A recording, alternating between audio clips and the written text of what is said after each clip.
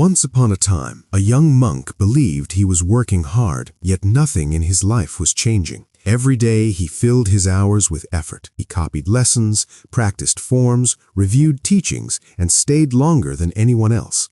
If someone looked at him from the outside, they would see discipline, but inside, a quiet frustration kept growing. Weeks passed, and months. Others who trained beside him began to improve. Faster movements, sharper focus, clearer thinking. The young monk noticed it, but he explained it away. "They have talent," he told himself. "I just need more time." One day, he could no longer ignore the truth. He approached the elder master and asked, "Why do some succeed while I stay the same?" The master looked at him for a moment, then turned away without answering. The next morning, the master handed the monk a slate filled with incomplete markings. "Finish this," he said, and left. There was no deadline, no instruction beyond that.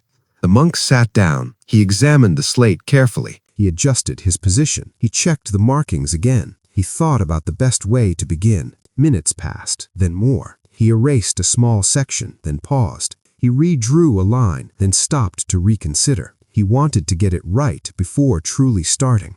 By the time he finally made real progress, the master returned. "You were not waiting," the master said calmly. "You were avoiding." The words struck deeper than the monk expected. He opened his mouth to respond, but nothing came out. The next day, the master gave him a different task. This time, it was not one slate, but several, each with small sections to complete. "Finish all of them," the master said. The monk began quickly. He worked on one slate, then suddenly remembered another. He switched, then another caught his attention. He moved again. He stayed busy. His hands never stopped, yet none of the slates reached completion. As the hours passed, a strange tension built inside him.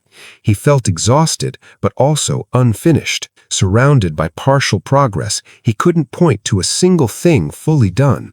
When the master returned, he looked at the scattered work. "Movement is not progress," he said. The monk felt something tighten in his chest. He wanted to argue, to explain how hard he had worked, but he could see the truth in front of him. Nothing was complete. On the third day, the master placed a single slate in front of him. "Complete this," he said. "Do not stop until it is done." This time, the monk began immediately. No adjustments, no overthinking. His hand moved with focus.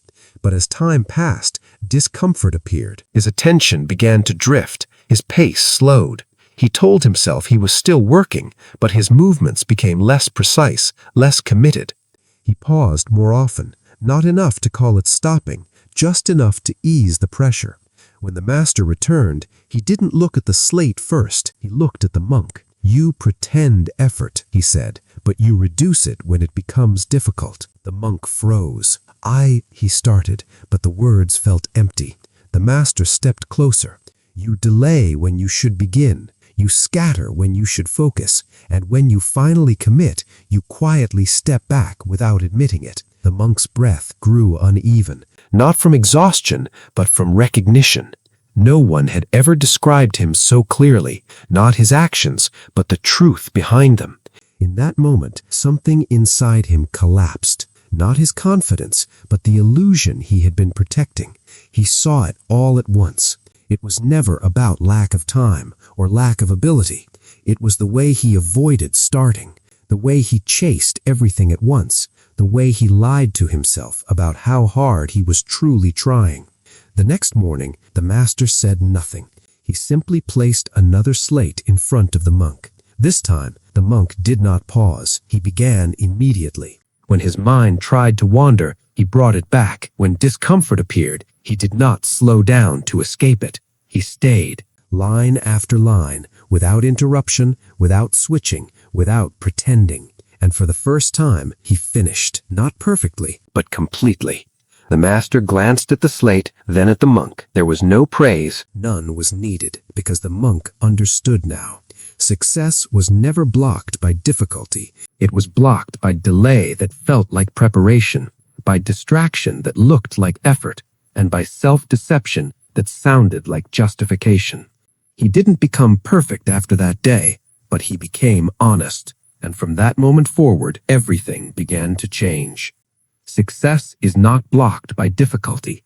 It is blocked by delay, distraction, and self-deception. Remove these, and progress becomes inevitable.